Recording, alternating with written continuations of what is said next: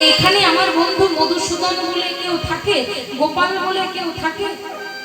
কৃষ্ণের নাম যে মধুসূদন, গিরিধারী, গোপাল, সেগুলো দ্বারকার কেউ জানে না। দ্বারকার সবাই কৃষ্ণের একটি নাম জানে, সেটি কি?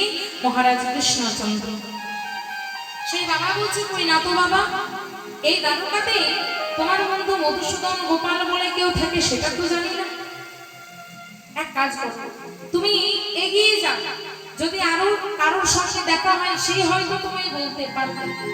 তাই সুদামা সেই পায়ে কাটা ফুটেছে, পাথর ফুটেছে, চলতে পারছে না, কোন রকমই আরেকটু এগিয়েছে। আরেকটু এগোতে না এগোতে একজন বৃদ্ধ মায়ের সঙ্গে দেখা হয়েছে। মাকে বলছে, মা, ও মা, এটা কি দ্বারকা? হ্যাঁ বাবা, এটাই দ্বারকা। আচ্ছা মা, এখানে এখানে আমার বন্ধু কানাই থাকে। কানাই? কই না তো বাবা, এখানে কানাই বলে কেউ থাকে সেটা তো জানি না।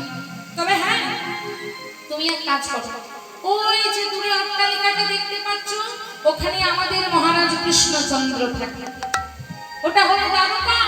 তুমি সেখানে গিয়ে আমাদের মহারাজ কৃষ্ণচন্দ্রকে জিজ্ঞেস করো, তিনি হয়তো বলতে পারবেন।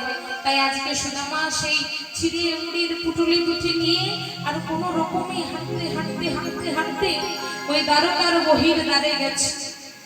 যেই না বহির দ্বারে গেছে, দাঁড়িয়ে দিচ্ছিল পাহারা।